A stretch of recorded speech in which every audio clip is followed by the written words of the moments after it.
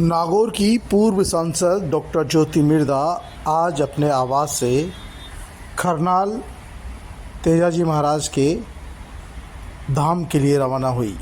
आपको बता दें कि एक दिन पूर्व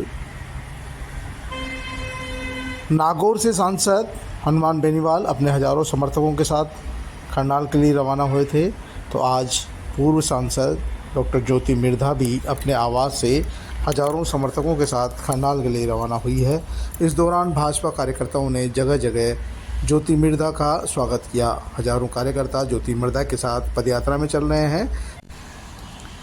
खास बात यह है कि इस पदयात्रा को राजस्थान में खींवसर विधानसभा सीट पर होने वाले उपचुनाव के मद्देनज़र देखा जा रहा है।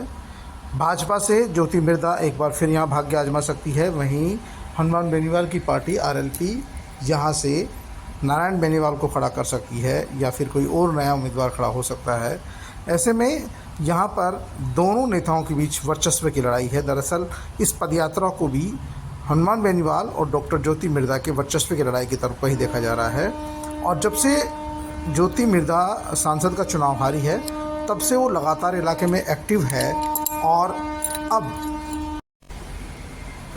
खींवसर में विधानसभा उपचुनाव होना है, तो ऐसे में दोनों ही चाहते हैं कि उनकी पार्टी का कब्जा हो, खींवसर विधानसभा सीट वो जीते। हनुमान बेनीवाल ने भी ज्योति मिर्धा को चैलेंज दिया हुआ है, तो ज्योति मिर्धा ने भी हनुमान बेनीवाल को अपने दम पर चुनाव लड़ने का ऐलान किया हुआ है। ऐसे में देखना यह है कि यहाँ की जनता किसके साथ जाती है। फ़िलहाल तो दोनों ही नेता अपने अपना दमखम दिखाने पर जुटे हैं।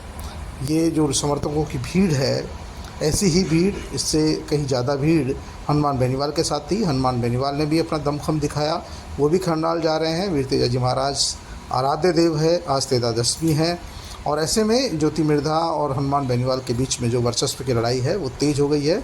और इसका सीधा सीधा जो मानकर जा रहा है कि जो यहाँ पर होने वाले खींवसर में होने वाले विधानसभा उपचुनाव है उसकी दृष्टि से ये लड़ाई महत्वपूर्ण मानी जा रही है।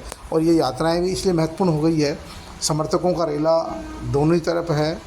हनुमान बेनीवाल के साथ भी बड़ी संख्या में समर्थक है, तो ज्योति मिर्धा के साथ भी समर्थक है। और इस बार ज्योति मिर्धा ये मौका किसी भी कीमत पर चूकना नहीं चाहती है। उसका सीधा सीधा कई बार खुले मंच पर भी उन्होंने हनुमान बेनीवाल को चैलेंज दिया है कि वो अकेले अपने दम।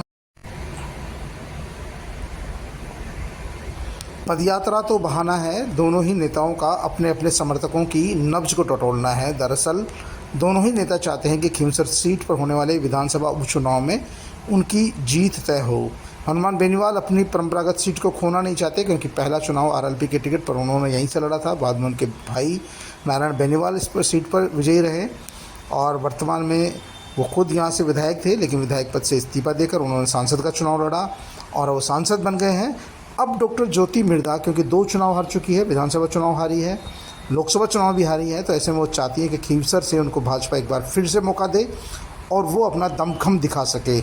जिस दिन से लोकसभा चुनाव डॉक्टर मिर्धा हारी है उसके बाद से वो लगातार इलाके में सक्रिय हो गई है।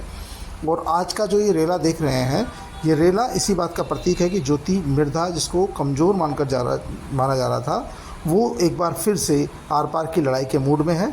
और ये जो खरनाल तक पदयात्रा निकाली है तेजाजी महाराज की, ये इस बहाने वो अपनी जो खोई हुई ताकत है उसको टटोल रही है, देख रही है कि कितने लोग उनके साथ है। और जगह जगह जो ज्योति मिर्धा का सर्व समाज की ओर से स्वागत किया गया, उनके समर्थकों की भीड़ जैसे जैसे वो जाती जा रही है वैसे वैसे बढ़ती जा रही है। और जहां मेला की समाप्ति होगी वहां पर हज़ारों की संख्या में उनके साथ समर्थक होंगे। ज्योति मिर्धा को लोगों का व्यापक जन समर्थन मिल रहा है।